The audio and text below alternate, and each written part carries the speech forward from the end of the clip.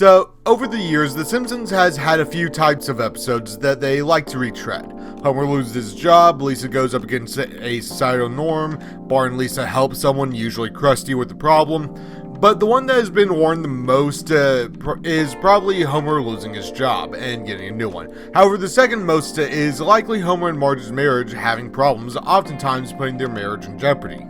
In the newest episode, Pixelated and Afraid, they do something that I don't think they've ever done before. This is an episode where the Simpsons' marriage is working flawlessly.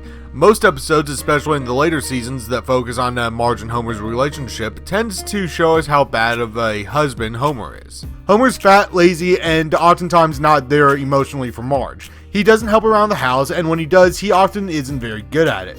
Take a look at the episode Marge in Chains, where the entire house falls apart without Marge, because Homer doesn't know how to be a good housekeeper. Or take a look at Homer Alone, where he loses his daughter. Not to say that Homer is always inept, he actively chooses his love for Marge even when the universe is constantly telling him to go after a female co-worker in The Last Temptation of Homer.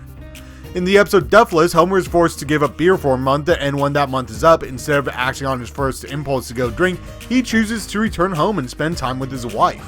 The thing is, most of the time we have a Homer and Marge episode, it feels like their marriage is falling apart, and in this episode, that couldn't be farther from the truth. The episode begins with Lisa watching a romance movie, commenting on how she wants her future marriage to be like the couple in the movie, when Marge says that she'll probably have a marriage like her parents, which is immediately shown to be in that state where you're willing to do things normally seen as disgusting because you no longer feel the need to put on a show for your partner.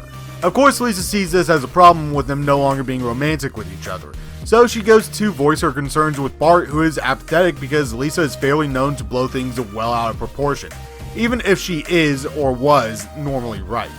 Lisa shows Bart their parents cleaning the house together, and we get a decently funny joke from Homer, and yes, he is wearing a trash can.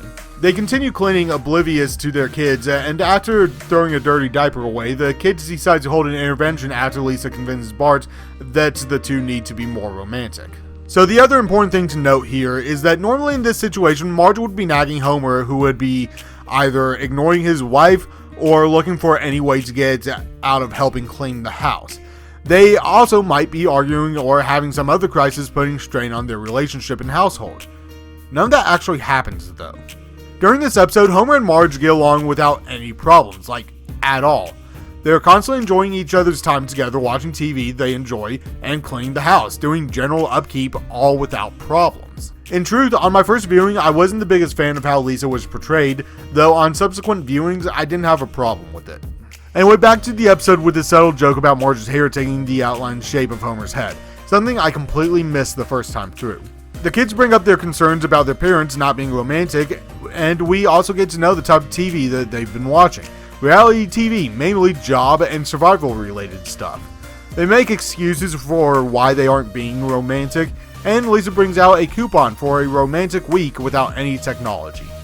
Bart does manage to trick Homer into saying he loves romance, and after trying to push Marge under the bus about not wanting to go, he's backed into a corner saying that he wants to go. However, Marge and Homer are both reluctant to go because, well, they're content. Neither one of them want to admit to their kids that they don't want to go because, well, it'd be like saying the magic of their marriage is gone. Though both of them are happy and content with each other in their routine, which is entirely fine if both parties are happy. Though it can never hurt to go out on a date night every once in a while. On the road, Marge tells Homer the activities they can go on, and this is a funny joke as well. I won't spoil it because it is my favorite one in the episode. The two confess to each other that they don't want to go on this retreat, and they decide to turn around long before they make it to the resort. Though they chose a bad place to turn as they hit a patch of ice and slide off the road and into a river. Forced to abandon their car and swim to the shore, they lose everything they own except the clothes on their back. They quickly build a fire using Homer's recalled phone that has a tendency to catch fire. Who says being lazy can't save the day? On a side note, it's nice that Marge doesn't harp on the fact that Homer lied about replacing his phone, because if he did, they would likely be screwed, and it's not like he can do it again. They strip so they can dry their clothes, and Marge climbs a tree hoping to find civilization, only to find that they're trapped in the middle of a forest. Though they do find an abandoned retreat, one that they're immediately forced to run for as their clothes falls into the fire and are incinerated immediately. At the abandoned resort, they use the rubble to fashion clothes, shelter, and tools fairly successfully, and that night they realize that no one knows they're out there. And since it's winter, they can't do much other than wait and survive.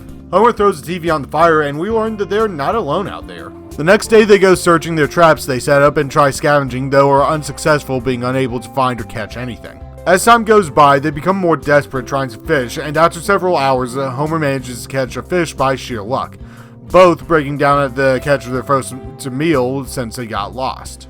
We again see the animal stalking the two, and after their dinner, Marge, after having all of her immediate needs met for the night, is struck with how much she misses their kids. Homer immediately comforts her in a sweet moment, cut short by the animal trying to break down their door. They're then jumped by the wolverine that manages to break through an old couch, though Homer manages to ward it off with some firewood.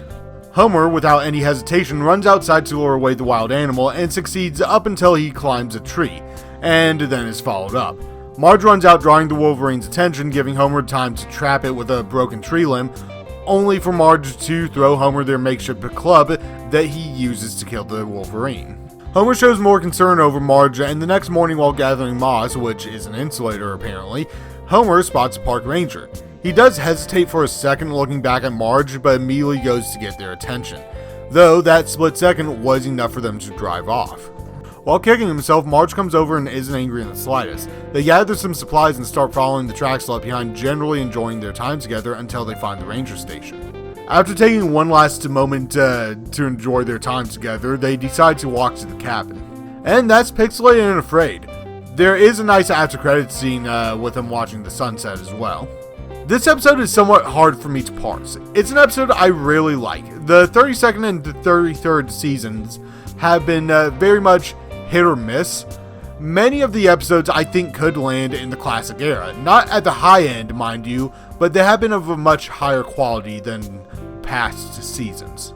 Pixelated and Afraid was a wholesome episode. I enjoyed pretty much every second of it. Several things that happened after the two were lost was set up during the first act. The way they throw things and the way they know how to survive from reality TV were both in the first act. They don't set up Homer's phone, but they do offer an explanation immediately after. I don't know what shifted on the Simpsons writing team to make the newer seasons start having stronger stories. If I had to guess, I would have to say that they got a whole host of new writers that likely grew up on The Simpsons in its heyday, but that would be wrong, as most of the episodes I've been really enjoying recently were all written by people who have been writing on The Simpsons for years. Also, I didn't look at all the writers for each episode of the past 2 seasons, just my favorite episodes. Regardless, The Simpsons is getting better, and just prove there are stories that they can still tell if after 700 episodes, they managed to do something that they've never done before. And I truly hope they keep up the good work.